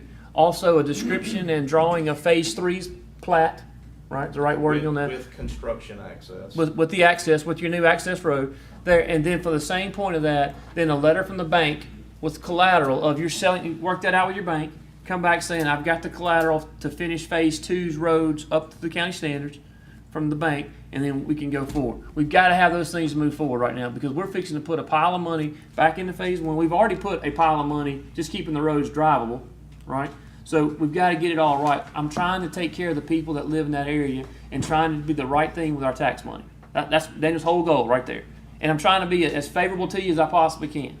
So, all right, last thing I'll let you say it, and then I've got to go on. The thing I wanted to say is, the cul-de-sacs that I was Yep. supposed to fix, the only reason I never fixed them is, I think I explained it to you, Yep. the road was damaged, you couldn't even get down the road, my daughter couldn't even get to the road after they collected the $32,000 to fix them, she couldn't even get to her road, you got that done for her, you got at least some gravel in there where she could get to her house. Yeah. But anyway, the cul-de-sacs, I spent $5,000 enlarging them, I talked to Tim, within 3 days of talking to Tim, I finished them. Okay. I don't know if he knows that. He was gonna come out and look at them. I got you. But we never got that far. Here's the main thing. We need your engineer to talk to Mr. Parker on how we're going to button up phase 2, right? The money that's going to use to button up phase 2, we need a letter from your bank saying that it's there and available in contingent of you signing off phase 3 to sell it or whatever. But we've got to get a plat to approve for phase 3 to subdivide those lots. Or you're going to be in the same exact situation you were in with your daughter's lot, not going through the right process. Slade, did I say that the correct way? Letter of credit. Right. That's what we got to have. My daughter's lot, they told me that I could add my daughter's lot to phase 2, the other lot that I had sold, and one other lot over there that I had that was on the plat that we sent to him originally. He said that could be done if the cul-de-sacs were done. Right. Now that the roads have been damaged more, then it seems like, there's more to it than Right. with the other lot being. The tough deal of this whole thing is you're the developer. You're the developer. You're not a lot salesman, even though you're doing that. You're the developer, and you're responsible for the roads in phase 2. There's no way I can say that any more clear. So I've got to have a letter of credit to bring that back up to the standard in dealing with your engineer and our engineer to say, here's what's got to happen. They got some kind of magical engineer talk that they can only understand. So let them two talk to each other, get on the same page to put the letter of credit up, get the plat developed for phase 3 to sell the lots you want to sell. It's gonna be phase 2. It's gonna be phase 2. All right, so now you've got to revise the plat, right? Well, we So, already did that. all right, so get that turned in. I've got to have it cleaned up the right way because I don't want this coming back 10 years from now saying, oh, I don't remember what in the world Daniel did on this thing. It's got to be clear on the plats and the minutes what's going on, and we've got to get the road secured the way it's supposed to be. All right? Okay. All right. One thing I want to ask you, just one second. Mr. Edwards, I got to wrap this up. I mean, Okay, so I need to know, how am I gonna know how much money? listen to me. Your engineer. Listen to me. Your engineer has to talk to our engineer. Speaks to both. With that engineer. They're going to talk. Go get The your two engineers are going to involved. talk and get the price summed up. That's where you get from the bank side, right? Okay. All right. Anything else, Miss Janice, under public comments? Get Slay some coffee. And all right. So nothing else under public comments under item 3. Item number 4, old business. Make a motion we approve old So business. Mr. Gaines makes a motion to approve Second. item A under old business. Second by Mr. Calhoun. Any further comments? All in favor say aye. Aye. Any opposed with a light sign. That was minutes approval, Jessica. I looked at the wrong line at the same time I was trying to talk. Item 5, consent agenda. The board wishes to entertain a motion for consent agenda. Motion. So motion by Mr. Gaines, second by myself. Any further discussion? All in favor say aye. Aye. Any opposed with a light sign. Item 6, I don't see Mr. Lance is here. Mr. Sullivan's not here. Mr. Cooper, do you mind taking item 6? I will, thank you, sir. Good morning, gentlemen. Good morning. Morning. I've got 3 things here. The petition for change of the 21 assessment for real property and the 20 and 21 assessment for personal property. Okay. Board wishes to entertain a I'll make a motion for motion item to A. approve. So motion to approve Second. item A by Mr. Calhoun, second by Mr. Gaines. Any further discussion?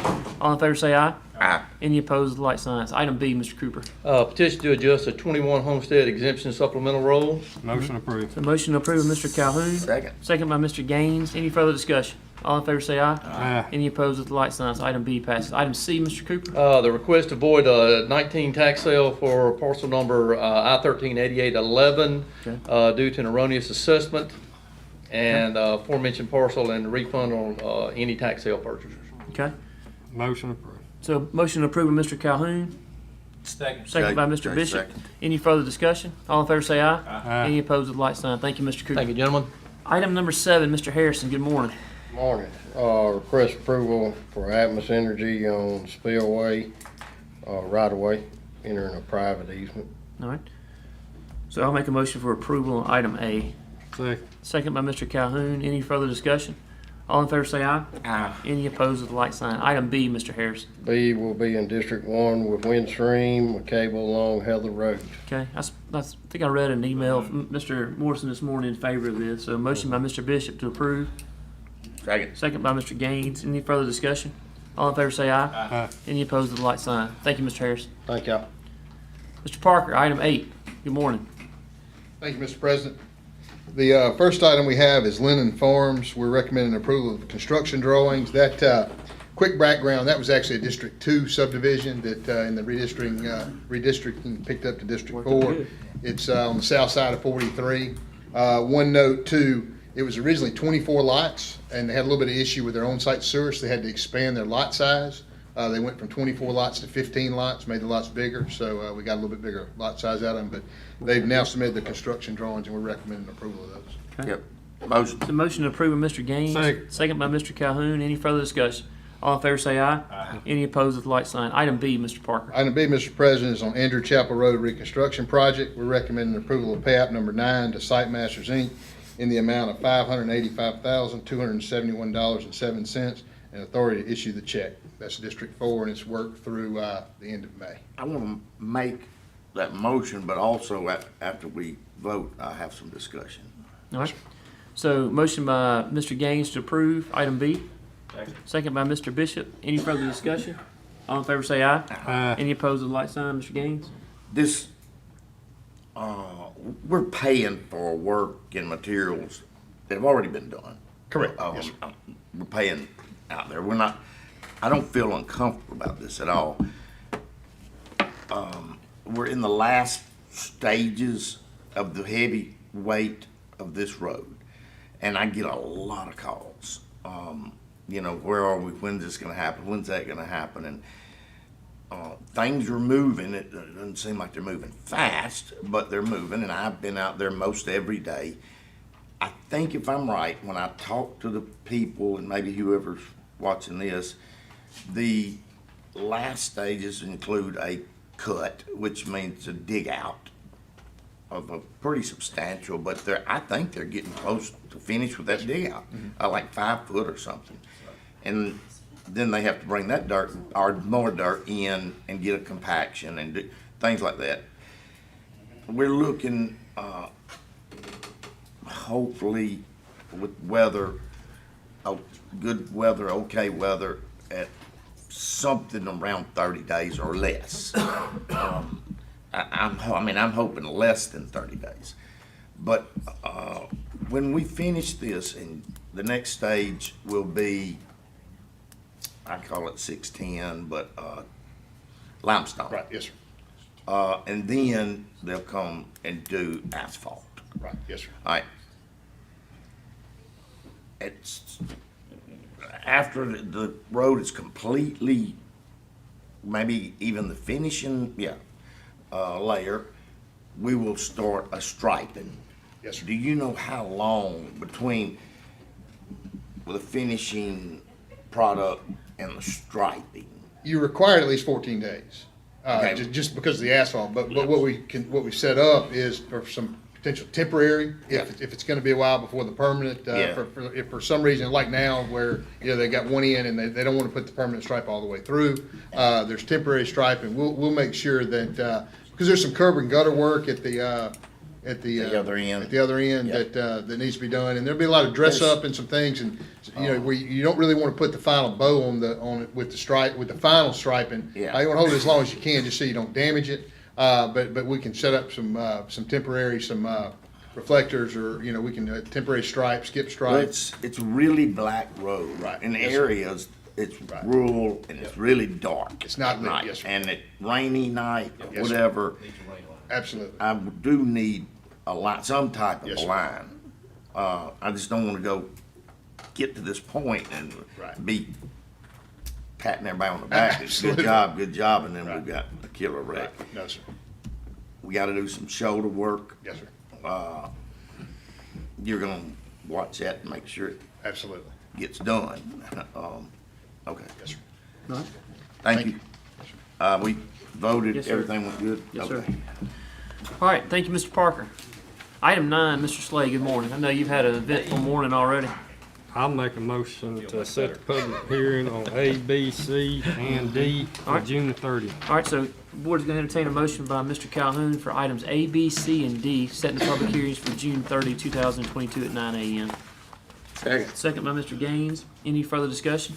All in favor say aye. Aye. Any opposed with the light sign? Those public hearings are set. Mr. Slay, we'll go Yes, to sir. public hearings under item E for your first one. Item E, first public hearing is going to be on the Michael and Todd Means rezoning request, Highway 13 North, Owen Boone, and Gabe Holcomb Roads, District 3 parcel. We'll open that public hearing. Michael and Todd Means are seeking to rezone 19.64 acres on Highway 13 north at Gabe Holcomb and Owen Boone Road. It's going from A2, the current zoning, to RE1. They're proposing a 6-lot residential development. All of the lots will have frontage on the public road. The lots range in size from 2 acres to 5.2 acres. They are proposing a minimum heated and cooled square footage of 2,200 square feet. Mobile manufactured and modular houses are prohibited. And in this particular case, the application states that there is a change in the character and circumstances of the area. And of course, we know this is not too far removed from the town of Puckett, and there have been a number of residential subdivisions that have been developed, approved and developed inside the town of Puckett. So I think there's a clear showing that there's a public need for this type of residential development. That public hearing is open. I'll ask if there's anyone here to speak in opposition to the Michael and Todd Means rezoning request. Anyone here to speak in opposition on that matter? Mr. President, I don't see anyone here to speak in opposition on that matter. This time we'll close that public hearing and be appropriate to take action. All right.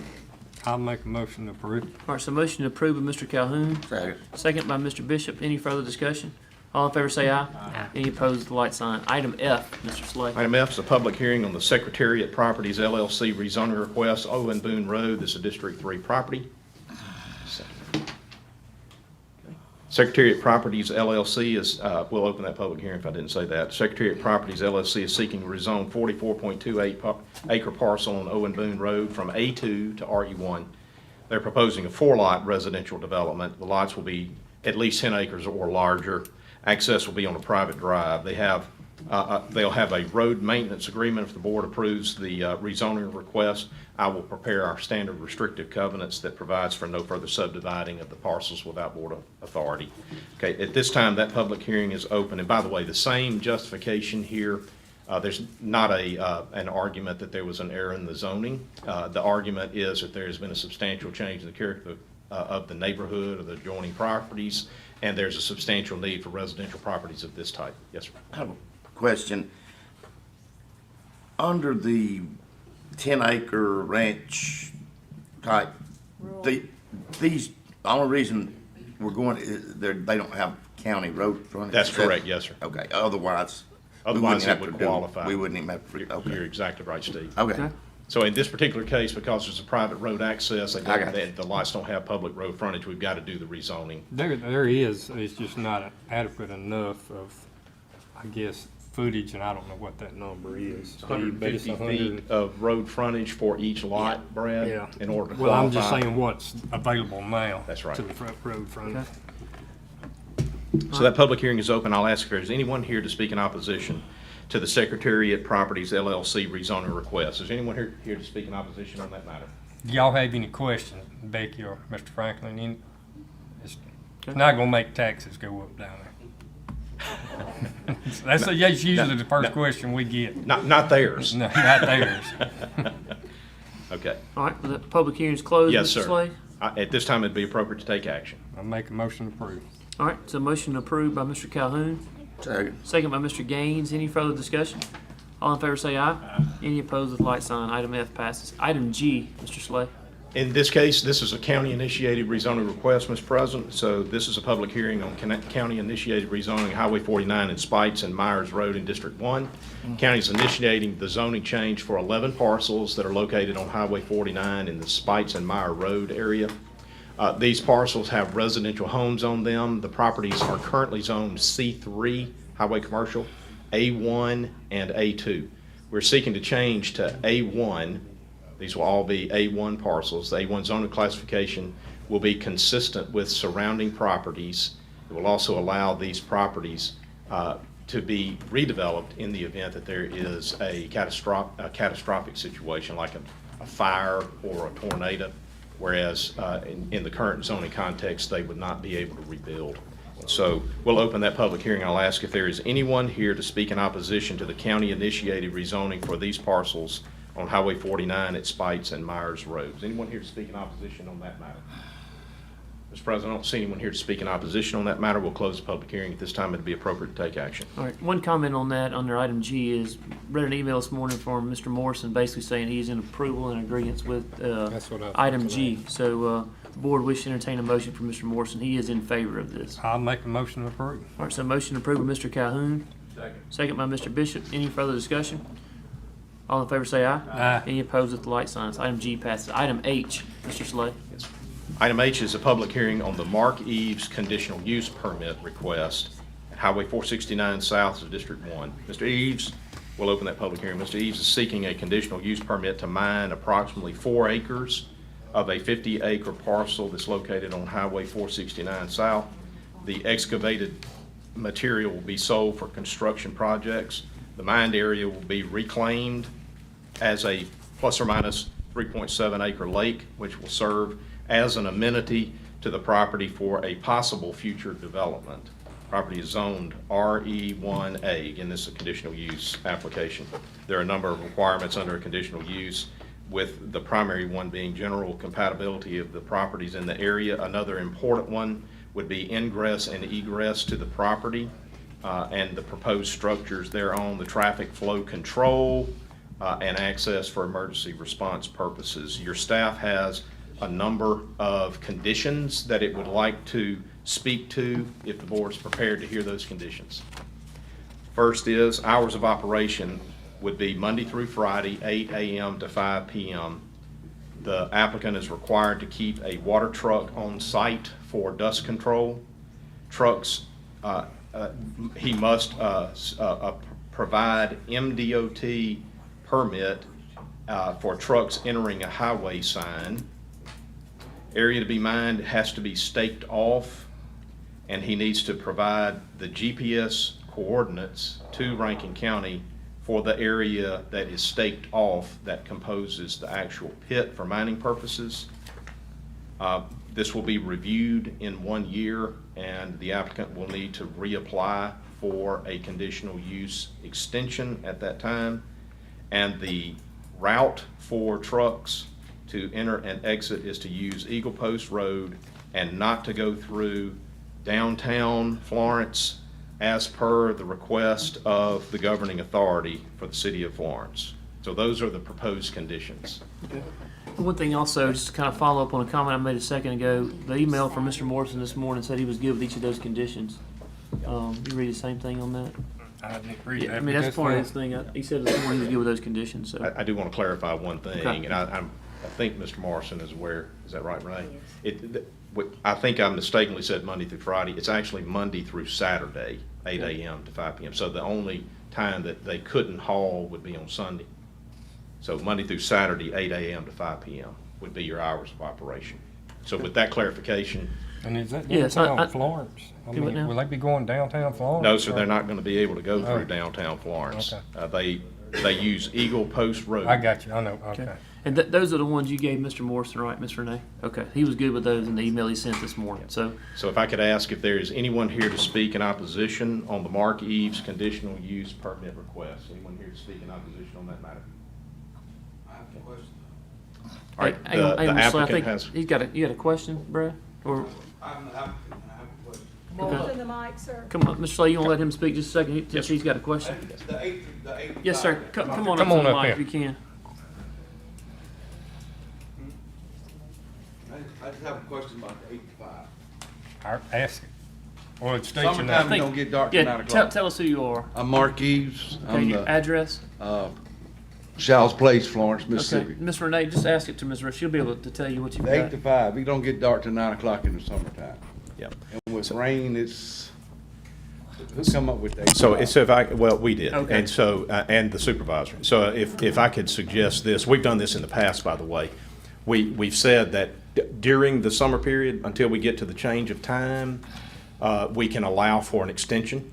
And so what I would suggest is that we just make sure that we clarify with Jared, it's his district, but I would suggest that for summer purposes, during this period of time, where we're in daylight savings time, that we use an 8 to 7.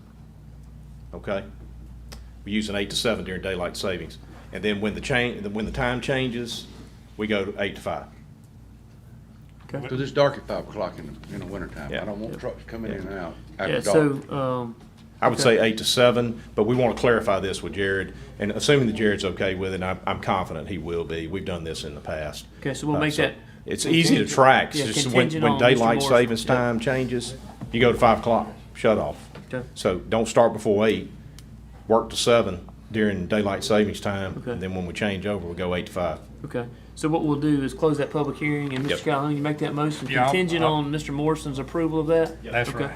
So we got a motion by Mr. Calhoun contingent on Mr. Morrison's approval this time, second by Mr. Bishop. Any further discussion?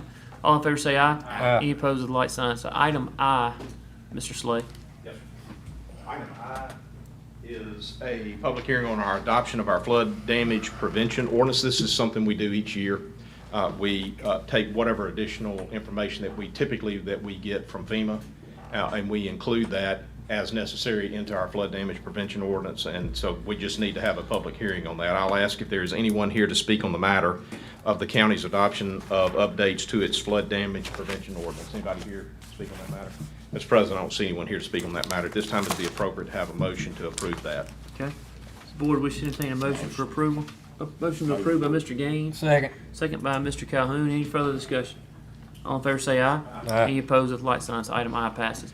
Under other, Mr. Slay, item J. Item J, my fire coordinator can forgive me for getting knocked off track by earlier presentations and discussion. I apologize, Brett, for that. Item J is what Brett's here on. We do this each year as we approach July the 4th. Artisan Pyrotechnics is needing a permit to conduct its annual fireworks display out at the reservoir, and this board authorizes those permits, and that's what you're doing. All right. So I'll make that motion to approve receipt. Second by Mr. Bishop. Any further discussion?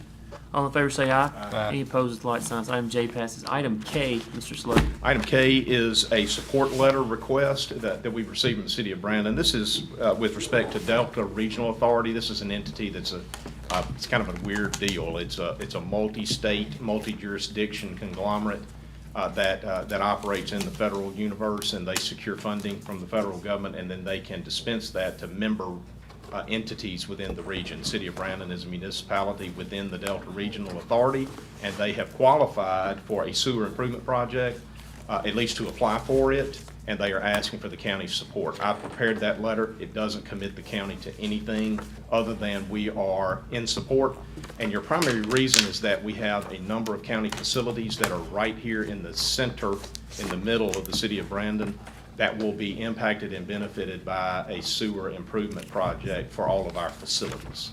Okay. All right. Who's the director? You had to ask me. It's a doctor.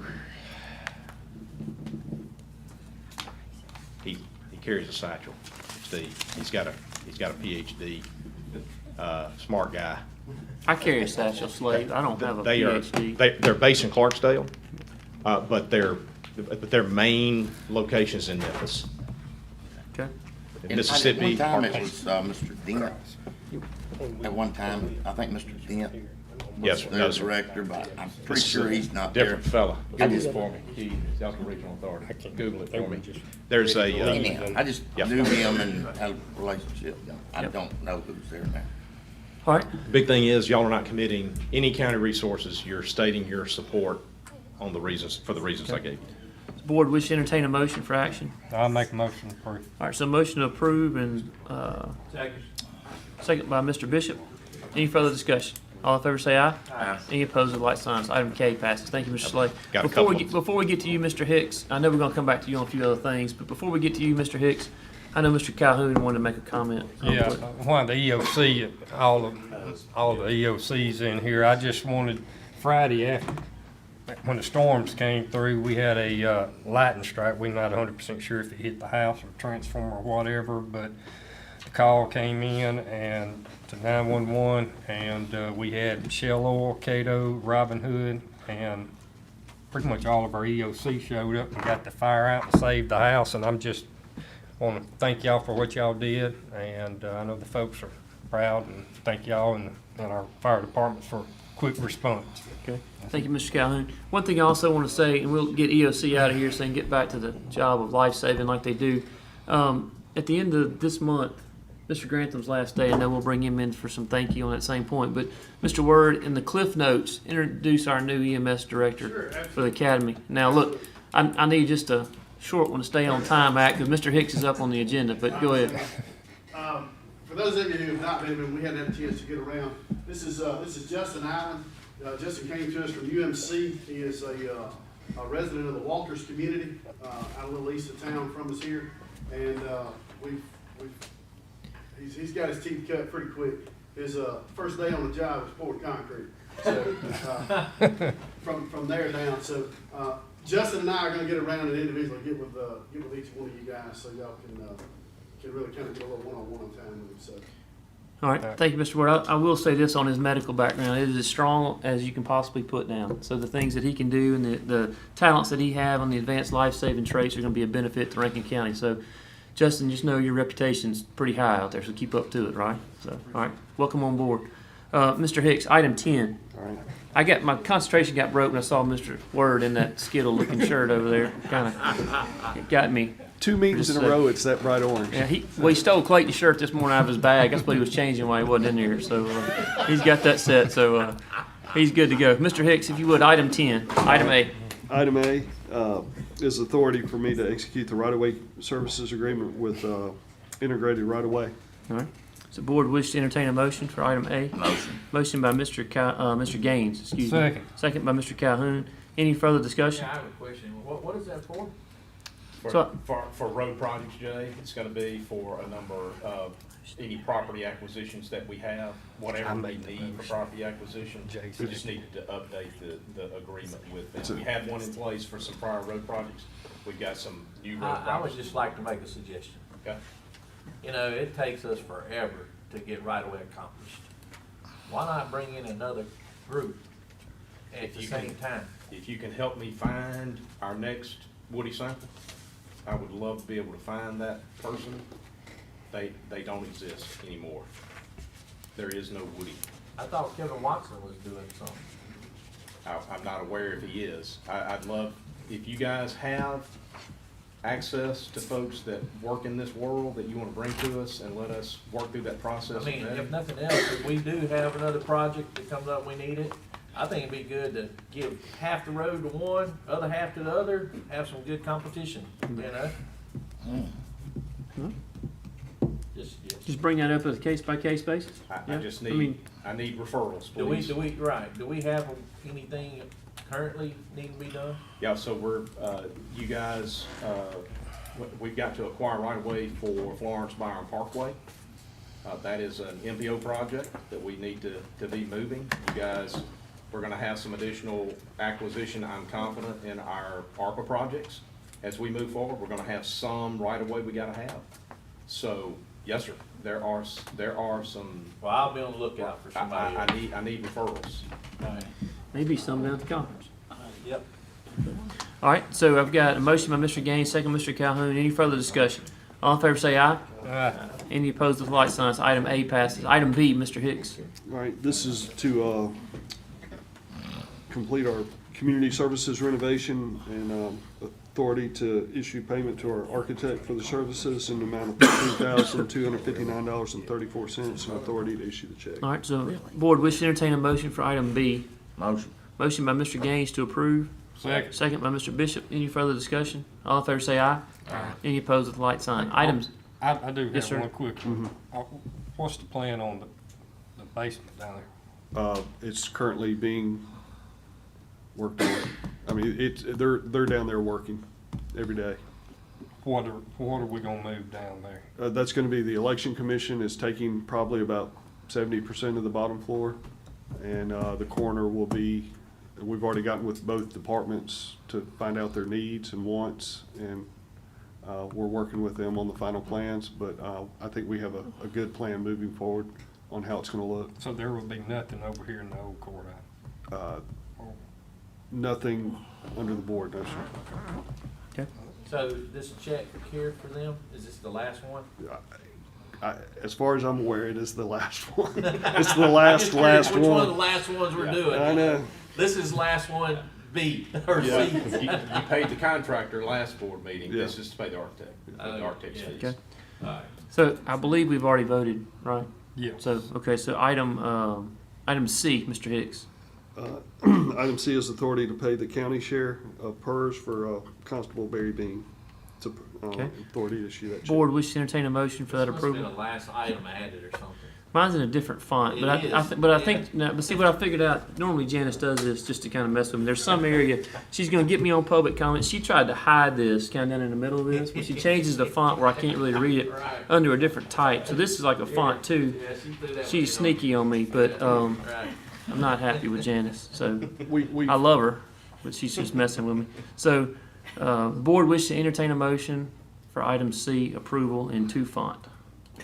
I'll make a motion to approve. All right, so motion to approve by Mr. Calhoun. He's got his glasses on. Mr. Bishop's got his on, so he'll give a second. Any further discussion? All in favor say aye. Aye. Any opposed with the light sign. So you just try to see if we catch that, Bishop. You know what? Yeah. I wasn't gonna bring it up. I'm numb to it. So, item D, Miss Hicks, Mr. Hicks. I said Miss Hicks. I'm sorry. see someone. She's got. See, you see how she messes me up. So the only person here to break my concentration is Janice Dindy, and I can't stay on focus right here. So, item D, Mr. Hicks. Glad I'm that amazing. In case you haven't heard, we have a runoff election coming up, and we need authority to publish the public notice on our LNA testing, and that will be published this Wednesday for the June 28th election. All right. So let me bring up one thing on election. We'll hit this item right here. I'm nervous about the printer stuff, and I want to bring this up because when we had the election, this was last Tuesday. Is that right? Mm-hmm. My date's right. The issue was we in the precincts that I went to at the reservoir. We've got this printer. So I come in, I give them my name, they find me on the tablets, they work incredible, they're really good. They get over to the area with a ballot. Now this is a one person on the vote, one item to vote on. They have to take it, print it out, back through the printer for the second side, and right back again. So it took me almost 3 to 5 minutes to get my ballot to mark one spot. My fear on the printer issue side of it is, once I put 3,000 people in one voting precinct, which is what I got in some of them, it's not going to go quick. So with one person, I there was I don't believe that was ever the intent, was to be 100% print your own. I think that they're going to have the ballot's already pre-printed. Yeah, right. Okay. Yeah. Because They if we were got to doing go through that this printer, just yeah. Yeah, that was- save money, and so that they can have Okay. the ability to print them at the location. I just know when we have multiple people on that ballot and it's multiple sheets, Oh, no doubt, yeah. I'm going to have to go to Tahiti that week. Not only that, yeah, right, 'Cause it's because gonna whatever be- that printer gets jammed. No nobody question. knows And how look, to fix it. these are one of these small, cheap printers, right? It's not like some industrial quick deal because they got to take them out, manually feed it back into the printer to get the back side of it. So it's got me extremely nervous if that's the plan for even the fall. But And that was the only We can complaints get I that. heard too. We can Me get too. election commissioners in here to verify that. Okay. Well, and I guess my thing is now is kind of the time, Mr. Hicks, to get them in, to give them time to do it. Paul Holly saw us was on the agenda, so I think he left. He left. Yeah, that's right. So he slipped out of there. I caught him right here. Yeah. All right. So the board wishes to entertain a motion to approve item D. Motion. Motion by Mr. Gaines, second by Mr. Bishop. Any further discussion? All in favor, say aye. Any opposed with the light sign? Did everything for this being your really first election, Keith? Or how did it? We're doing this How did it go? 30. I think it went well. We've got some bugs figured out. Janice It was got the first it. election for quite a few of us, but as far as the reporting goes, we have a plan in place that it will be improved next time. So you'll be able to tell how many precincts have reported. We figured out why that didn't report until the end. So we've gotten all that tied together. All It right. still does take forever. We're for our always numbers to last, come you know. through. We're always last. You know, we bought this system because it had modems in it, so we could have instantaneous, you know, but then got a little pushback Still gonna take you to 10 o'clock. from our Secretary of State at the time, not our current one. So, So, but anyway. all right. Item E, Mr. Hicks. I think we discussed to talk about this bond stuff on the 30th. Okay. Just, I think Janice put this on her just to get me again, thinking I wouldn't catch it. But I think we were going to talk about that on the 30th. I know Mr. Morrison will be here, right, Okay. Jay? Steve? That's what he said, yeah. Yeah. Brad? Yeah. I don't know. All right, so it'll be on the 30th agenda. Items under additional business, anything else, Mr. Slay? This should be quick. We have an old juvenile detention facility. It's over on Highway 468 in Pearl. That interestingly enough is the subject of a long-term lease between Rankin County and the state of Mississippi. So that's actually sitting on state property, but there's the equivalent of a 50-year lease on the property, about 20 to 22 years Wait a left. minute. I remember reading it, it said that when we quit using it, it reverts back to the state. Yes, so the state has. Why don't we give it back to the state? Well, the sheriff, right now, it's because we have a good thing going with the sheriff able to control access to the facility, and the state is occupying it and paying for all of the utilities. They're paying for some of the maintenance and the upkeep. they're just paying on the office side. What the sales are is completely Defunct. downhill. It's in bad shape. So are they going to use the sales now? Well, this is what if I. Jump in. You know, we started the inmate work program, and the state has expanded on it, added 2 more counties and MDOC at CMCF. The commissioner would like to do their work program outside the fence of CMCF. So I told them I had this available if they would come in and pick it up, and I may even partner with them if I get an excess of, I can send mine out there. If this thing grows like I hope it will, maybe eventually one day that will be a 3rd facility for the sheriff's office where we could move inmates in the work program out there. So if y'all want to give it back to state, that's fine with me, but also we can make you use it more down the road. And I've already talked to them about partnering with them on this. I just didn't want us to have to be responsible for maintaining it. Well, 'cause that's I know, exactly- Like I said, we No, haven't they're used gonna it. have to do everything. That's Right. exactly what we're gonna talk about. Okay. So the adding would be that we need for you guys to authorize the sheriff to work with MDOC as it relates to how that facility is gonna be used. Okay? That's what we need. So you've got to Change request. that around a little bit, add it to where MDOC can work with our sheriff. And Oh, yes, sir. Instead of the other guy. Absolutely. We're under them. Well, I think the way the sheriff's gonna work is gonna say, what do y'all wanna do? With And we'll your tell you money. whether or not we're willing to agree to that. Yeah. Okay? So we want to take advantage of the fact we still have a lease that is standing on the facility, and we want to structure it so that there is a minimal amount of cost on the county for whatever the operations are, while the sheriff still has access to the facility so that we can benefit from that arrangement. Okay? So that's the add to the agenda that I need first. Okay. Adding consideration of an arrangement that relates to the old JDC facility. Motion. But motion by Mr. Gaines added to the agenda. Second. By Mr. Bishop. Any further discussion? How many beds is it out there? There's like 25 to 30 sales. But my idea was to take the door, convert it to little 1-bedroom apartments. Okay. And then have all that downstairs and they can do their training classes and stuff like that. And plus probation's right next door. Right. Okay. So the. Hang on, Mr. Slay. So just so you know, I got a call from probation. They were concerned about their area being taken over. No, this is just the detention side. Yeah. Okay. All right, all in favor say aye. Any opposed with the like sign? So items added to the agenda. Now, Mr. Slay. So what you would be doing is authorizing the sheriff to enter into agreement with MDOC as it relates to the work release program. And the terms and conditions of that, Brian and I will work on together, Paul and I will work on together, however, to make sure that what ends up happening is MDOC becomes responsible for maintenance, upkeep. If there's any improvements, renovations, that'll all be at the expense of the state and not the county. Okay. So board, we should entertain a motion for that. To do what Greg All suggested. right, so a motion by Mr. Gaines, second by Mr. Bishop. Any further discussion? All in favor say aye. Aye. Any opposed with the like sign? Anything else, Mr. Slay, under additional business? Not under additional, I do have one matter in executive, I apologize, but I do Yeah. have one matter I need. Before we get to executive, under additional, Keith, what was we, The trees on Luckney Road. yeah, I just want us to know that we have discussed, and we're gonna look into it further. Trees on Luckney Road, I've gotten some complaints. There's a blind spot or there's problems. I hadn't had time to get with Mike and go look and see the right of way, how much we can do. We'll address it at the next meeting if that is suitable for everybody. And, but I just want, because these people are pretty excited, and I don't want to let them down that I didn't say anything about it in the meeting. Okay. I know the signs, one on Sand Hill, blind spot. I've been going that way a lot to see, and it really is. I about got nailed yesterday. When I say blind spot, buddy, you better count to 6. 5 would get you hit. And then there's another one on Pisgah Road that I don't want anything that runs on a battery.